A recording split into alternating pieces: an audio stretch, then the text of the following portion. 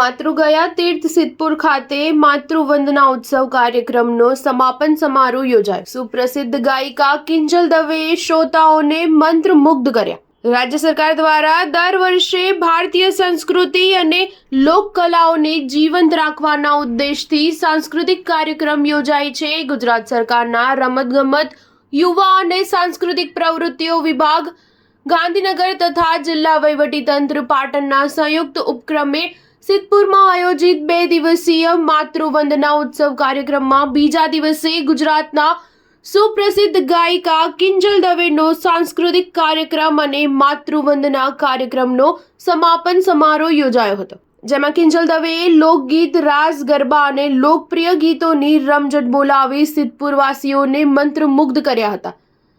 જિલ્લા વહીવટીતંત્ર પાટણના સાર્થક પ્રયાસોથી 2 દિવસીય માતૃવંદના ઉત્સવ કાર્યક્રમ યાદગાર બની રહ્યો હતો। સિદ્ધપુરની સંગીત પ્રેમી જનતાએ મન મૂકીને આ કાર્યક્રમને માણ્યો હતો।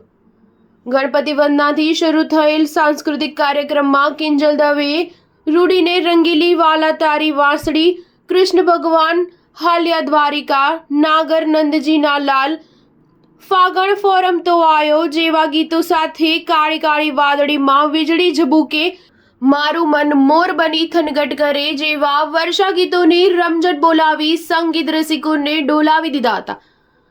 સિદ્ધપુર તીર્થ ક્ષેત્ર માતૃતર્પણ તીર્થના વિકાસ માટે રાજ્ય સરકારે પૂરતા પ્રયાસો કર્યા છે। આ ઐતિહાસિક સ્થળને ઉજાગર કરવા રાજ્ય સરકાર દર વર્ષે માતૃવંદના કાર્યક્રમ યોજે છે। સમગ્ર ભારતમાંથી દર વર્ષે માતૃતર્પણ માટે લાખો શ્રદ્ધાળુઓ બિંદુ સરોવર ખાતે આવી માતૃશ્રાદ્ધ વિધિ સંપન્ન કરે છે। સમગ્ર ભારત વર્ષનું એકમાત્ર માતૃતર્પણ તીર્થ સિદ્ધપુરનું બિંદુ સરોવર છે। કાર્યક્રમ અંતર્ગત સિદ્ધપુરની સંગીત પ્રેમી જનતા મોટી સંખ્યામાં ઉપસ્થિત રહી હતી। Star news 7 Patan.